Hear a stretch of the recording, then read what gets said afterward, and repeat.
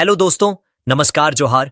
चलिए जानते हैं झारखंड के तमाम छोटी बड़ी खबरों को। इससे पहले वीडियो को एक लाइक और चैनल को सब्सक्राइब करें और आप झारखंड के किस जिले से हो कमेंट जरूर करें। करमा पर्व पर रांची जिले की महिलाओं को मुख्यमंत्री मनिया सम्मान योजना के तहत 2,500 रुपए की सम्मान राशि दी गई।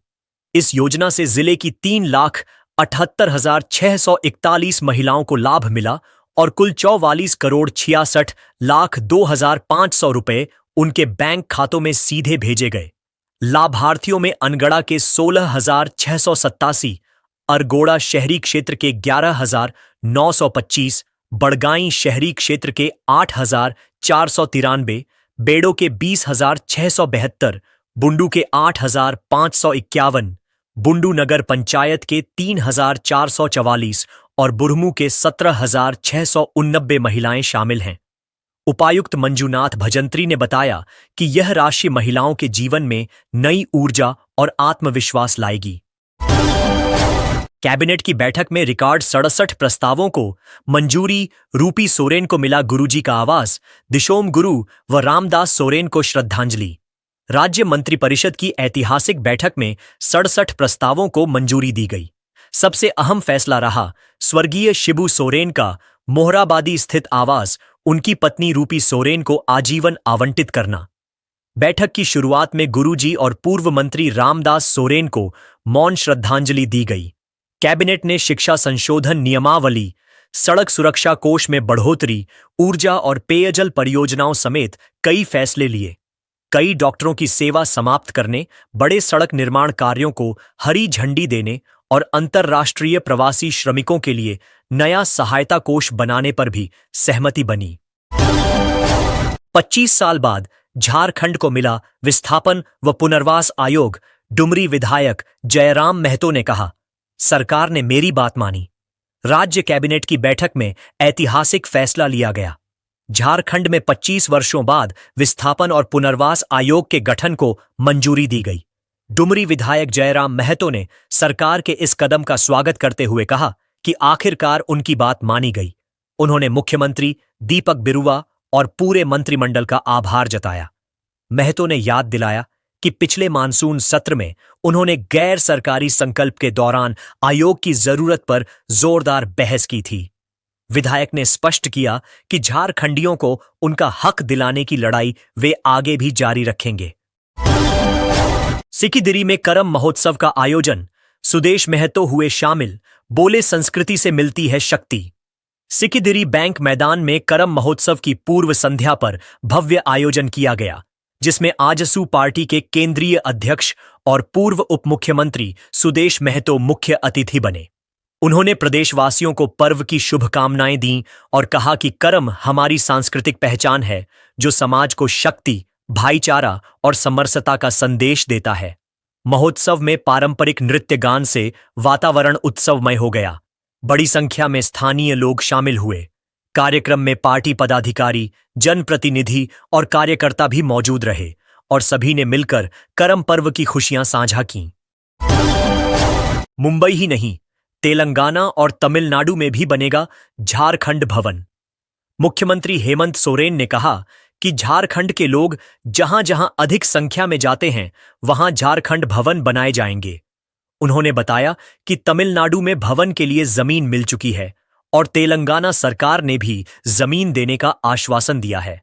कैबिनेट बैठक में नवी मुंबई में झारखंड भवन निर्माण के लिए 129 करोड़ की स्वीकृति दी गई। मुख्यमंत्री ने कहा कि विभागों में जहां जरूरत होगी वहां नियुक्ति प्रक्रिया तेज की जाएगी।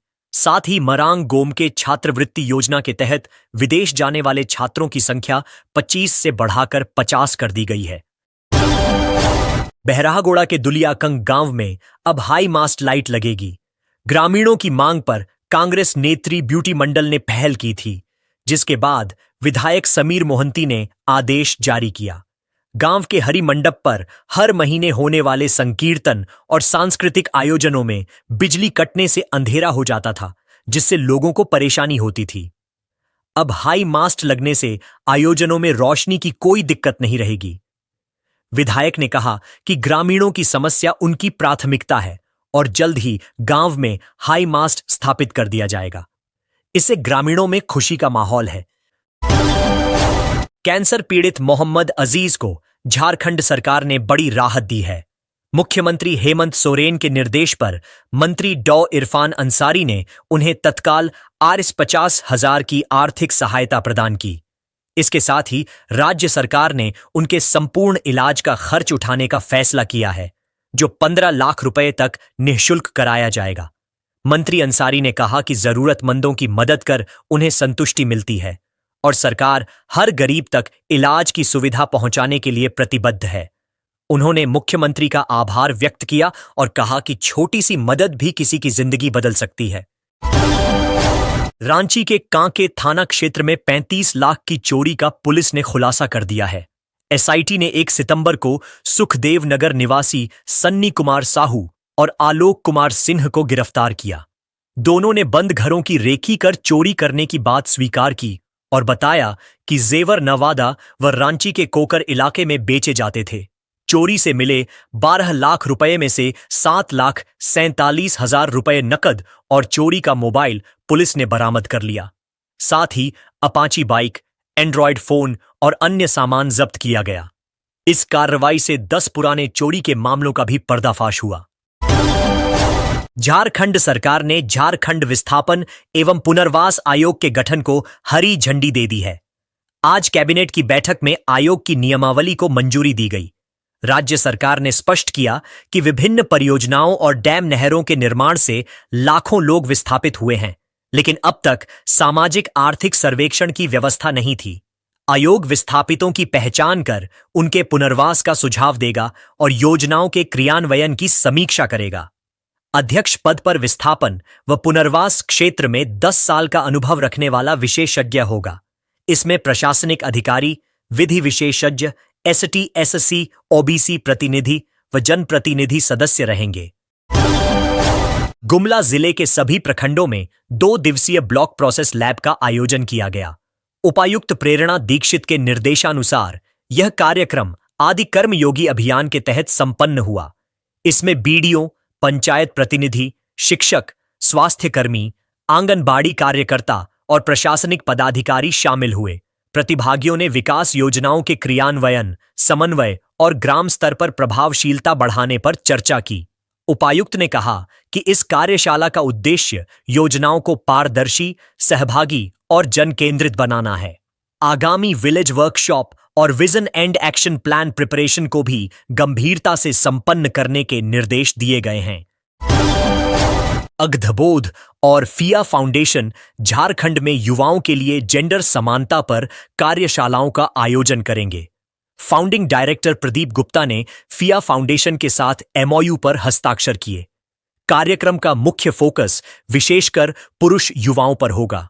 कार्यशालाओं के माध्यम से युवाओं को लैंगिक असमानता के कारण और प्रभावों पर जागरूक किया जाएगा और उन्हें भविष्य के चेंज मेकर्स के रूप में तैयार किया जाएगा।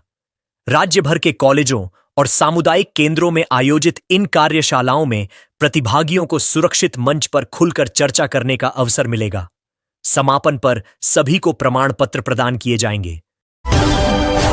गुमला जिले में आगामी बोर्ड परीक्षा की तैयारियों को लेकर अनुमंडल पदाधिकारियों ने विद्यालयों का निरीक्षण किया।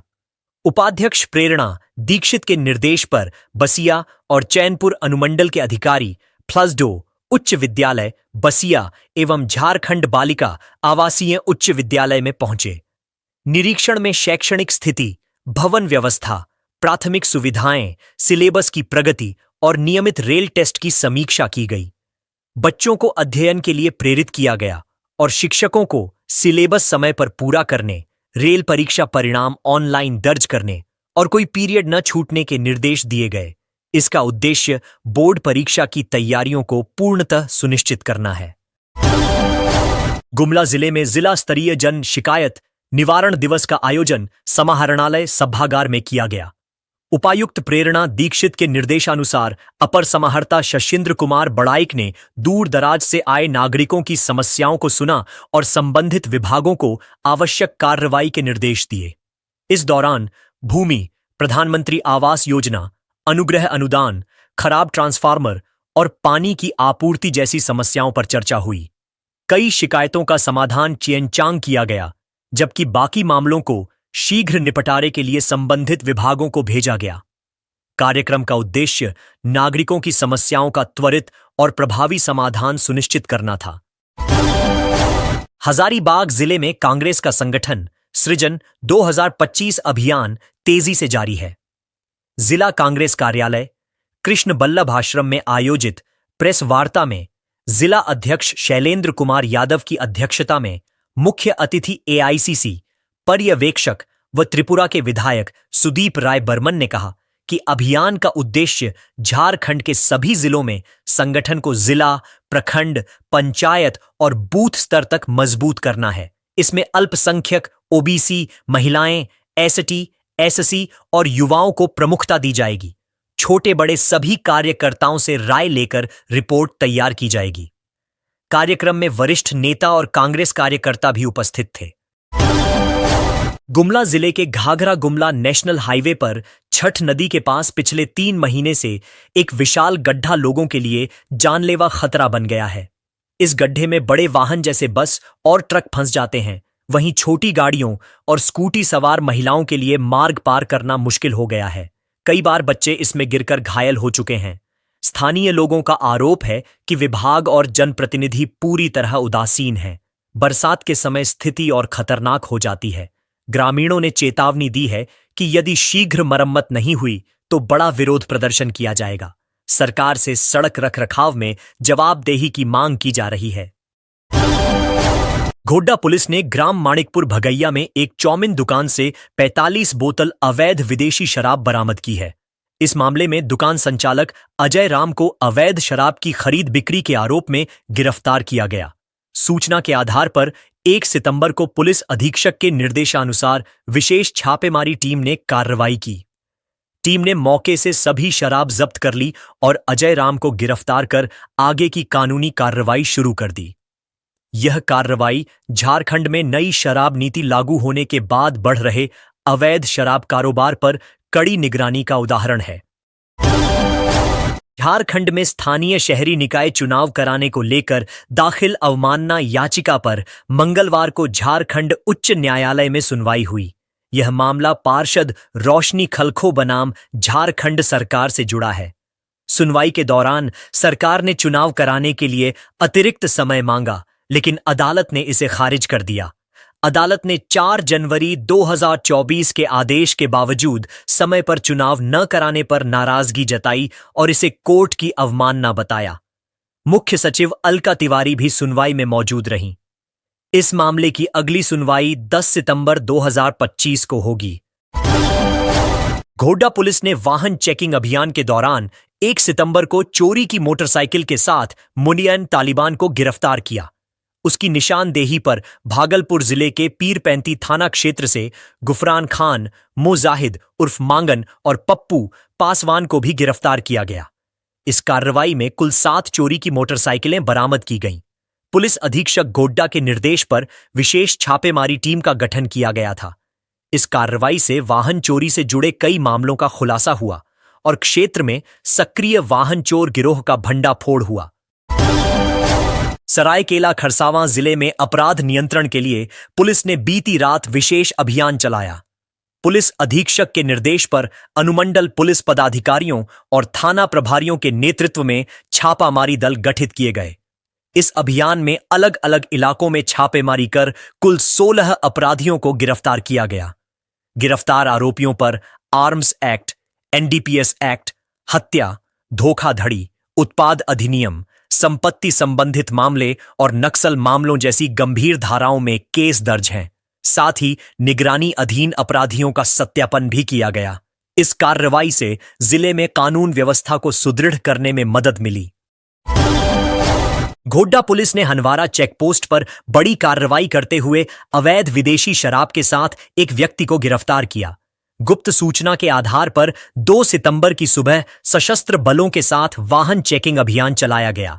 जांच के दौरान भागलपुर निवासी मनीष कुमार के वाहन से 12 बोरे में अवैध विदेशी शराब बरामद हुई। पुलिस ने वाहन सफेद बोलेरो पिकअप BR10GA 4 4 और शराब को जब्त किया। आरोपी को न्यायिक हिरासत में भेजा जा रहा है। पुलिस इस अवैध शराब कारोबार में शामिल अन्य लोगों की गिरफ्तारी के लिए आगे छापेमारी कर रही है। गुमला में सड़क सुरक्षा सुनिश्चित करने के लिए उपायुक्त और पुलिस अधीक्षक के निर्देश पर व्यापक वाहन जांच अभियान चलाया गया। जिला परिवहन पदाधिकारी ज्ञान शंकर जायसवाल के नेतृत्व में यह अभियान खासकर बिना हेलमेट बाइक चलाने, triple riding, overloading, driving licence या अन्य आवश्यक दस्तावेज के बिना वाहन चलाने, प्रेशर और मल्टीटोन हॉर्न के उपयोग जैसे उल्लंघनों पर केंद्रित था। अभियान में 60 से अधिक लोगों को पकड़ा गया और उन्हें जुर्माने के साथ यातायात नियमों के महत्व के बारे में जागरूक किया गया। कुल RSO 27,000 का जुर्माना वसूला गया। अधिकारियों ने भविष्य में और सख्त कार्रवाई की चेतावनी दी। सिमडेगा पुलिस ने ऑपरेशन रेड हंट के तहत 3 दशक से अधिक समय से फरार 9 लाल वारंटियों को गिरफ्तार किया। एसपी सिमडेगा एम अर्शी ने बताया कि अभियान के तहत दहेज प्रताड़ना, हत्या, डकैती, जमीन विवाद और पैसे के गबन जैसे मामलों में शामिल आरोपियों को खोजा गया। गिरफ्तार किए गए आरोपियों में शांति खड़ियाइन, विलो देवी, अजय टोप्पो, इंदू नायक, महावीर मेहर, अमासु ग्वाला, रामविलास बड़ाइक, बानीफास मिंज शामिल हैं। सभी आरोपियों को न्यायिक हिरासत में भेजा गया। एसपी ने बताया कि अभियान के दबाव में एक लाल वारंटी ने आत्मसमर्पण किया, जबकि 7 की मृत्यु हो चुकी है। ऑपरेशन रेड हंट लगातार जारी रहेगा। झारखंड कैबिनेट की बैठक मुख्यमंत्री हेमंत सोरेन की अध्यक्षता में संपन्न हुई, जिसमें कुल 67 प्रस्तावों को पारित किया गया। बैठक में झारखंड में जनगणना कराने की स्वीकृति, राज्य सड़क सुरक्षा कोष के प्रारूप को मंजूरी, गिरिडीह में स्त्री रोग विशेषज्ञ फरहाना और चंदन कियारी प्राथमिक स्वास्थ्य केंद्र की चिकित्सक डॉक्टर रिंकू कुमारी को बर्खास्त करना शामिल था। राज्य ललित कला, साहित्य और संगीत नाटक अकादमी के गठन को मंजूरी दी गई। JSSC अब 2 चरणों में परीक्षा आयोजित करेगा। मरांग गोम के पारदेशिया छात्रवृत्ति योजना के तहत 50 छात्रों के कोटि निर्धारण किए गए। विस्थापन एवं पुनर्वास आयोग का गठन और नियमावली स्वीकृत हुई। पूर्व मुख्यमंत्री दिशोम गुरु शिबू सोरेन का आवास उनकी पत्नी को आजीवन आवंटित किया गया। गिरिडीह जिले के मुंडराडीह गांव में मात्र 50 रुपए के विवाद पर खौफनाक घटना हुई। मकसूद अंसारी ने अपने साथी अनाउल अंसारी पर चाकू से हमला किया, जिससे अनाउल अस्पताल ले जाते समय ही मौत हो गई। घटना 31 अगस्त की शाम घटी, जब मकसूद ने 200 रुपए का कर्ज लिया था और 150 रुपए लौटाने के बाद भी 50 रुपए बकाया थे। घटना के बाद पूरे गांव में सनसनी फैल गई। गिरिडीह एसपी ने तुरंत SIT का गठन किया। 1 सितंबर को अनुमंडल पुलिस पदाधिकारी के नेतृत्व में आरोपी मकसूद को अशगंदो जंगल से गिरफ्तार किया गया। हत्या में इस्तेमाल चाकू बरामद किया गया। मुख्यमंत्री हेमंत सोरेन ने झारखंड मंत्रालय सभागार में आयोजित नियुक्ति पत्र वितरण एवं मेधा सम्मान समारोह में नए स्नातकोत्तर प्रशिक्षित शिक्षकों, सहायक आचार्यों और प्रयोगशाला सहायकों को नियुक्ति पत्र सौंपे। इस अवसर पर उन्होंने विभिन्न बोर्ड, जैक, CBSI, ICSI और CM स्कूल ऑफ एक्सीलेंस में टॉपर रहे छात्रों और राज्य सरकार द्वारा संचालित आकांक्षा कोचिंग के सफल विद्यार्थियों को भी सम्मानित किया। सोरेन ने कहा कि झारखंड में नेत्रहाट स्कूल की तर्ज पर 3 और स्कूल खोले जाएंगे। उन्होंने छात्रों और उनके परिवारों को बधाई दी और उज्जवल भविष्य की शुभकामनाएं दी। साथ ही ट्वीट में उन्होंने मेधावी छात्रों की मेहनत को सराहा और उन्हें बधाई दी। गिरिडीह पुलिस ने अवैध शराब के खिलाफ बड़ी कार्रवाई करते हुए 2 वाहनों से कुल 829 बोतल अंग्रेजी शराब बरामद की। इस कार्रवाई के दौरान दोनों वाहनों के चालक रोहन कुमार, बोकारो और मोह फैजान, गिरिडीह को गिरफ्तार किया गया। बरामद शराब में आइकॉनिक व्हाइट की 119 बोतल, रॉयल चैलेंज की 144 बोतल, रॉयल स्टेज की 16 बोतल और आफ्टर डार्क की 480 बोतल शामिल थीं। यह कार्रवाई लोकाय नयनपुर थाना पुलिस और विशेष टीम द्वारा गुप्त सूचना के आधार पर की गई। इस अभियान में थाना प्रभारी अमित कुमार, OP प्रभारी अंकित कुमार, अवर निरीक्षक सतीश कुमार और सशस्त्र बल के जवान शामिल थे। हजारीबाग में पीडब्ल्यूडी कार्यालय के पास सिद्धू कान्हू की प्रतिमा असामाजिक तत्वों ने क्षतिग्रस्त कर दी।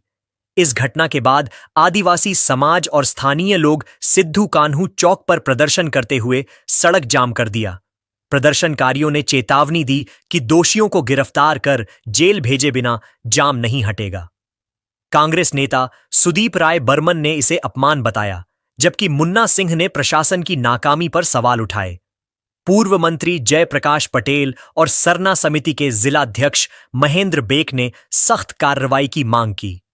मुख्यमंत्री हेमंत सोरेन ने 30 जून 2022 को इस प्रतिमा का अनावरण किया था।